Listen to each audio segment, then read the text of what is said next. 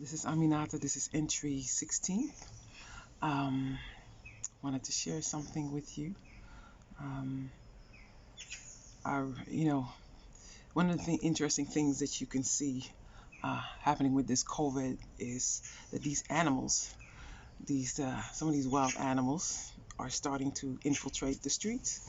I've seen pictures of coyotes and monkeys and elephants, and of course not in the Netherlands, but all throughout the world, that animals are roaming, which made me think of this whole, this expression, there are bears on the way. That might be literal in some case.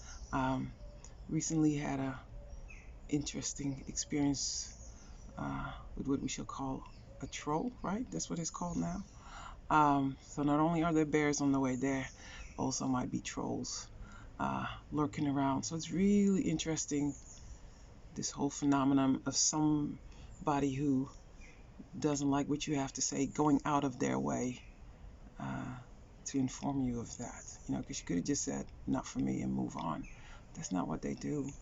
And and actually, it's not, if I'm honest, it's not the first troll. When I first started in my position, I also had one. So sometimes they're anonymous, sometimes they're not so anonymous.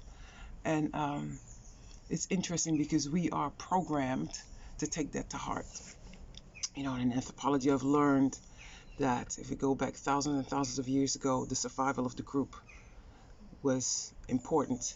So you veering off and doing something different, or thinking differently, might put us all at risk. So we have all these kinds of mechanisms to draw you back in. So we will ridicule you, or accuse you of witchcraft or whatever, anything, so you will fall back in line, right? And um, so as far as what I have learned, so that mechanism to get upset when somebody doesn't like what you have to say. So the fact that 10 people say something nice and 11 say something not nice, you forget the first 10, but you focus on that 11th. But so that came from somewhere. That came from that idea of group survival. I need to say something to strike you so you will fall back in line. Um, so it's an interesting phenomenon, and which is uh, also one of the reasons why I avoided social media. I mean, I look at some of my sisters, and how they have, especially black women, how they have been treated in the media, especially Dutch media, and the number of death threats and all these kind of horrible things that they get thrown at them the moment um, you speak your mind, and the moment that goes against somebody else's thoughts. They have something, because you need to fall back in line. And so what I'm seeing now, now that I'm starting to experience that myself, so what does that mean, and what does that do to you? Um, and I think it's just, first of all, of bigger things to come. Um, but as a general message, just to be able to, again, you know, that is about what you are about and what do you stand for, in spite of.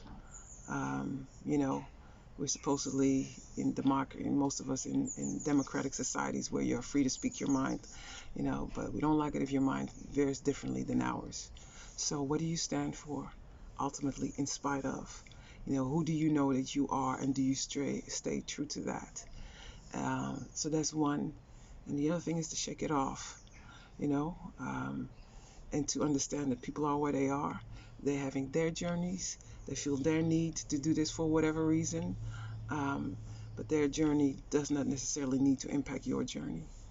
And so, you know, be empowered, and know who you are. And that doesn't mean, that criticism isn't good. Criticism can always be good, but there's a difference between a troll and somebody who, with whom you want to have some debate, or when you want to hear some different inputs, because I definitely appreciate it, and that helps me grow. Um, but anyway, that's what I wanted to share with you today. Have a great day.